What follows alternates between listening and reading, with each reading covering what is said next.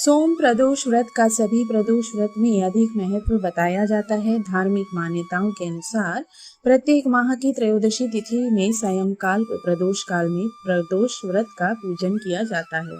मान्यता है कि प्रदोष के समय महादेव कैलाश पर्वत के रजत भवन में इस समय नृत्य करते हैं और देवता उनके गुणों का स्तवन करते हैं। ऐसे में जो भी जातक या व्रत करते हैं, भोलेनाथ की कृपा से उनकी सभी मनोवांछित कामनाओं की पूर्ति होती है।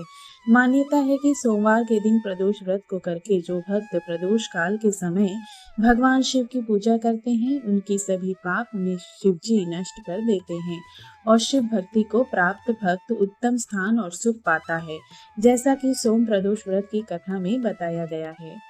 आइए जानते हैं सोम प्रदोष व्रत की पौराणिक कथा। सोम प्रदोष व्रत कथा के अनुसार एक नगर में एक ब्राह्मणी रहती थी।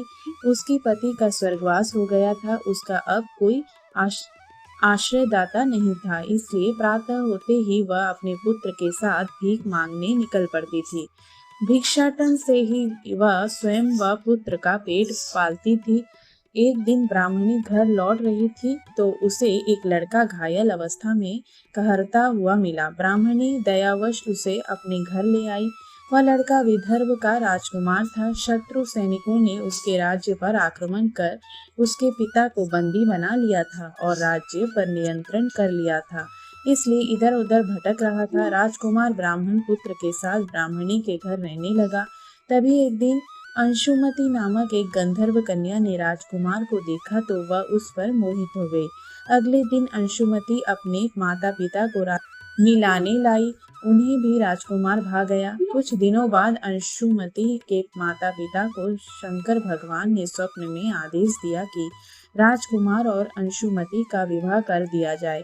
उन्होंने वैसा ही किया। ब्राह्मणी प्रदोष व्रत करती थी। उसके व्रत के प्रभाव और गंधर्व राज की सेना की सहायता से राजकुमार ने विदर्भ से शत्रुओं को खदेड़ दिया और पिता के राज्य को पुनः प्राप्त कर आनंद पूर्वक रहने लगा। राजकुमार ने ब्राह्मण पुत्र को अपना प्रधानमंत्री बनाया। ब्राह्मणी के प्रदोष व्रत के महात्म्य से जैसे राजकुमार और ब्राह्मण पुत्र के दिन फिरे, वैसे ही शंकर भगवान अपने दूसरे भक्तों के दिन भी फेरते हैं। अंततः सोम प्रदोष का व्रत करने वाले सभी भक्तों को यह कथा अवश्य ही पढ़नी अथवा सुननी। हर हर महादेव।